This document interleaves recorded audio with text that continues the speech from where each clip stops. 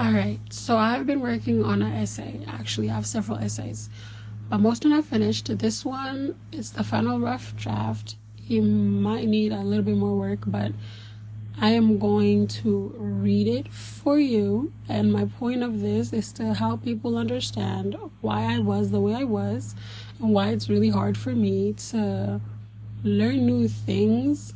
Like, it takes way longer. And to also, if anyone in the future is experiencing anything that I experienced, they have some sort of help and understanding. I do not make these things, like these episodes, to be judged. But if you feel like you want to, that is okay. That is your opinion. But I hope you like my essay. This one is called Inside. I'm going to start reading. A child who never lived has never learned. The vessel you're given shouldn't receive damage to a point where it's unrecognizable. And like bitter divorced parents, both the mind and the body get along for the sake of the child. To clarify further, what has scarred me at home, my mind takes it to the classroom. And my body can't help but say, I really don't want to be here. The future is in the hands of those who hold someone else's mind, whether that be outside, in the classroom, or the comfort of your own home. The red bricks of the 3-story building seemed alive, again from the morning rain. The air was pristine, as though nature was trying to make me understand my soul. I'm 10 again, sitting on the front stairs of the building, hearing the laughter of other kids. They seemed so happy and free together. I could never find the strength needed to join them. Something within me told me I wasn't worthy of their friendship. Besides, when I wake up every morning to get on the bus, I would hear those same laughters. This time, they don't sound the same.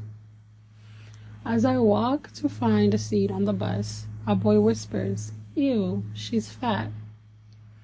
While continuing to walk, I hear a girl say, "Don't sit by her." A continuation of the laughter went on.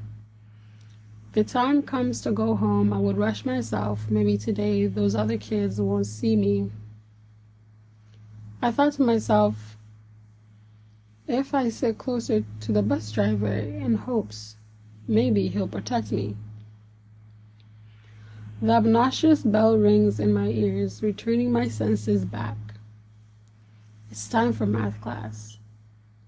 All the students are given study sheets for their finals. The teacher walks back to his desk, and the room goes silent. I remembered how to solve the math equation, I thought. Instead, all I see on the paper is x equals the time my stepdad took my diary and he handed it to his eldest daughter to read. I bring myself back thinking, this is math class. But all I hear again in my head is, x equals, he checked my bag without permission to receive it. As time flies, I hear the loudest agonizing sound. It's time for the English period. When it comes to favorites, English class will always be the winner.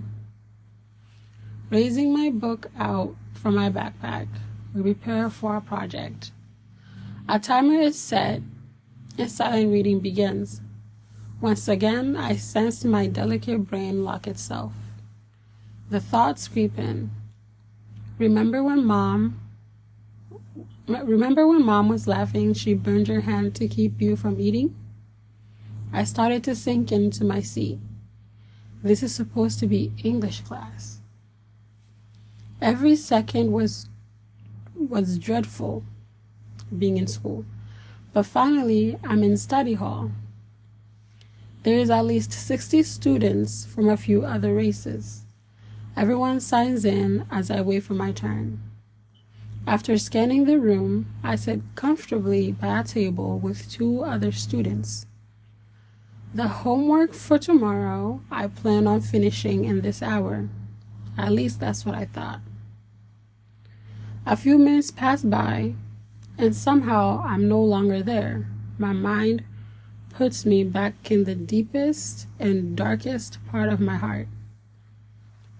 Then I hear, maybe we should end the life of the person who hurt you. Stab their flesh, and every time you raise that knife, it equals to how many times they cut through your innocent soul. Only then will you feel free. These thoughts are hitting differently. I think I love this one. My anger was coming back to life. So I wrote the details down because I might just accomplish this one. The darkness has taken over me. Wherever I'm there, it's also there. Where has time went, I experienced changes and not good ones. Although ending someone's life didn't go as planned, however, now I'm my own enemy. I became my own killer. After all, it's better I go. I'm the one who's unworthy. Every hateful word, self-doubt, and lack of love led to this moment, with a knife in my hand, alone in a shared room. How did I come to this point? Why did Mom do this? Since middle school, several months went by. Everyone seemed like they didn't appreciate me, but I wouldn't do anything because I didn't know how to. I'll admit, nothing cuts deeper than your own mother calling you a whore at the age of 13. A word so big for such innocent soul. I recall being there when I arrived from class and offered my siblings candy I received from after school. Mother bluntly said, "Don't eat her food. She probably sold her private parts." My siblings were 12 and under. I will never forget how my tiny heart broke. Every single word sent me crashing down. All I could think about was, but why? The gut-wrenching word haunted me. It hasn't stopped there. She has called me a witch who's out to poison her. She called family and friends, then says to them, I'm a disappointment and useless. Surely she must add how I have HIV, knowing I never had it, but she said it just to taunt me. One afternoon, while the sun was setting in the beautiful golden sky, I'm finally 14 years old, and depression has gotten a hold of me.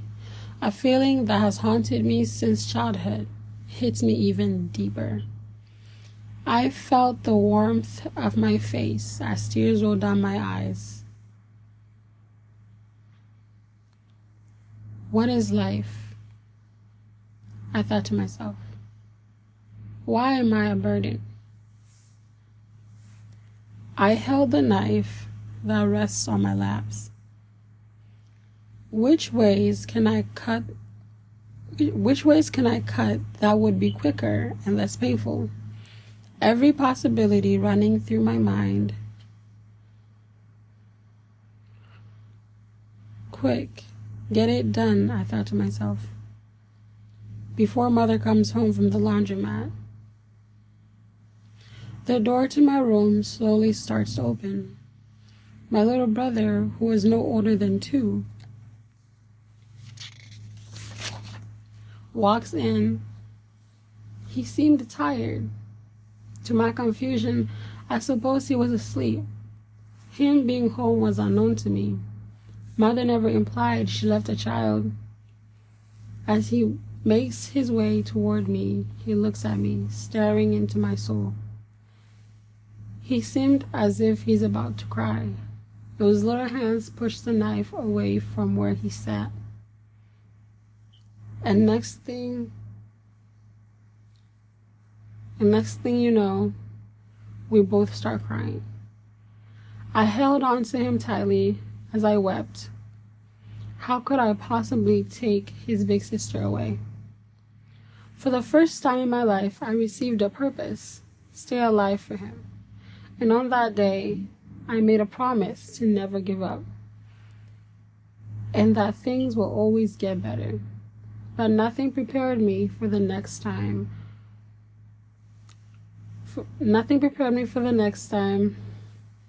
My brain bolts shut. The rush of emotions in my